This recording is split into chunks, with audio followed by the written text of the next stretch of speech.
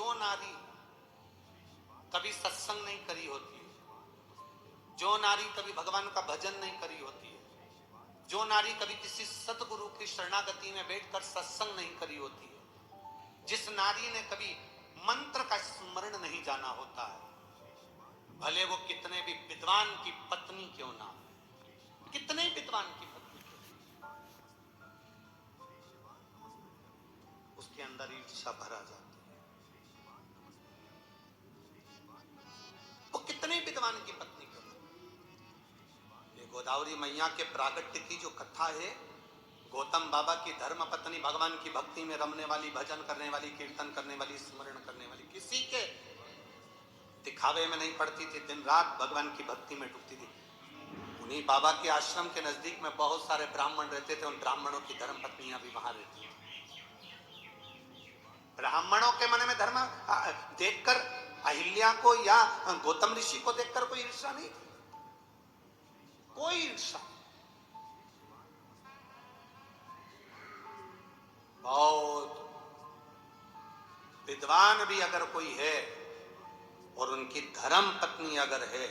अगर वो धर्म पत्नी सत्संग नहीं करती, कीर्तन नहीं करती, भगवान की भक्ति में नहीं डूबती, किसी गुरु की शरणागति में बैठकर सत्संग उसने नहीं करा होता, तो विद्वान से विद्वान अगर व्यक्ति भी कोई है तो उसकी पत्नी को किसी ना किसी से ईर्ष्या का भाव उत्पन्न हो ही जाता है,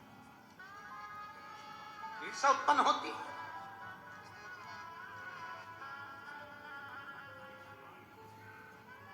शिव महापुराण की कथा सुनने के लिए जितने भक्त यहां पहुंचते हैं, शंकर भगवान की कथा सुनने के लिए जितने जितने भक्त कथा के पंडाल में पहुंचते हैं, टीवी पर कथा देखते हैं, मोबाइल पर कथा श्रवण करते हैं, जितने भक्त यहाँ कथा सुनने के लिए पहुंचते हैं, इनके मन में कभी ईर्ष्या नहीं रहती। उसका कारण केवल एक होता है, हमें कथा सुनने जाना है, कौन आगे बैठा हमें उससे मतलब नहीं, कौन पीछे बैठा हमें उससे कोई मतलब नहीं। कथा शंकर भगवान की शिव महापुराण का जो श्रोता होता है उसके हृदय में ईर्ष्या नहीं होती, वो अपने साथ बैग के अंदर एक पन्नी लेकर चलता है, एक बिछाने की दरी लेकर चलता है, एक छाता लेकर चलता है, 2 पानी की बोलो बोलो जम के बोलो बॉटल लेकर चलता है। उसको मालूम है कथा का पंडाल सुबह 10 बजे 11 बजे 12 बजे तक पूरा फुल हो जाएगा, मुझे बैठने की जगह नहीं मिल सकती क्योंकि मैं लेट जा रही हूँ। उसने अपने झोले के अंदर एक दरी रख ली, उसने अपने झोले के अंदर 2 पानी की बोतल रख ली, उसने अपने दरी के उसके झोले के अंदर एक छाता रख लिया। उसको मालूम है कि मैं कहीं पर भी बैठ जाऊंगी और मुझे ये शिव महापुराण की कथा जहां सुनने को मिलेगी। सियोर वाला महाराज कहता है, एकांतेश्वर महादेव जब कृपा करता है तो खूब करता है, अगर मुझे पंडाल में जगह नहीं मिली तो मैं कहीं एकांत में बैठकर महादेव की कथा का रसपान ग्रहण कर लूंगी, उसमें भी मुझे सुख का अनुभव हो जाएगा, उसमें भी मुझे आनंद का अनुभव, उसमें भी मुझे एक रसतत्व प्राप्त हो जाएगा, भगवान की अविरल भक्ति प्राप्त हो जाएगी। ये वो जानती है, ये उसके चित्त में है, ये उसके हृदय में है, ये उसकी चित्तवृत्ति में विराजमान, ये उसके हृदय में विराजमान,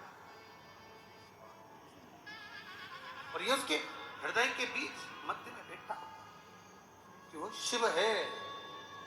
तो वो आनंदता देता है,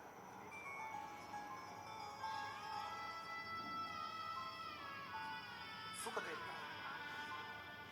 ईर्ष्या नहीं है। पर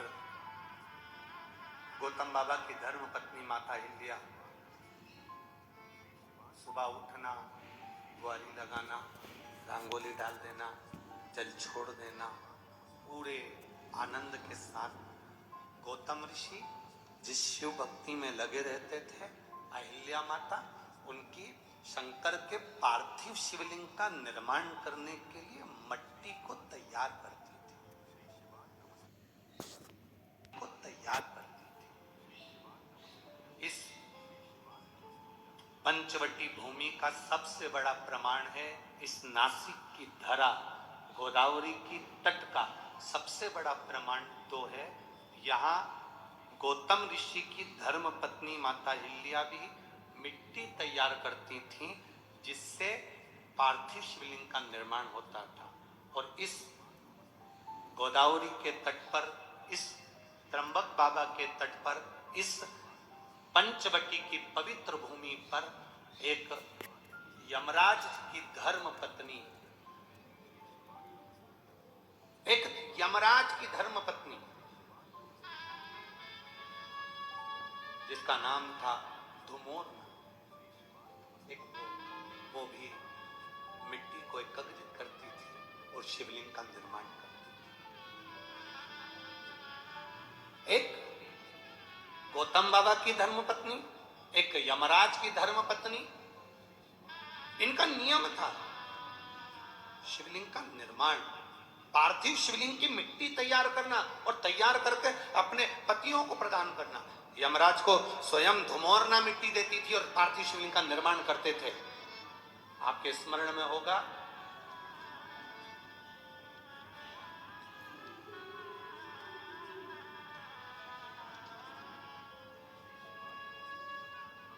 एक बार यमराज ने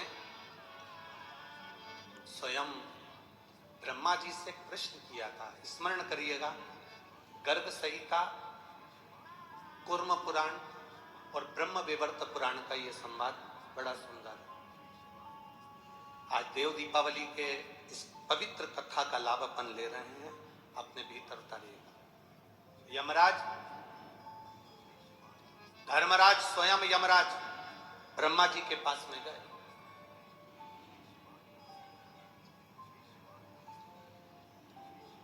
और यमराज ब्रह्मदेव के पास में जाकर ब्रह्मा जी के सम्मुख में खड़े हो गए। ब्रह्मा जी के सारे मुख नेत्र बंद थे, स्मरण नहीं आया ब्रह्मा जी। माता वीणा वादनी ने आवाज लगाकर अपने स्वर में अपनी वीणा से कहा, ब्रह्मदेव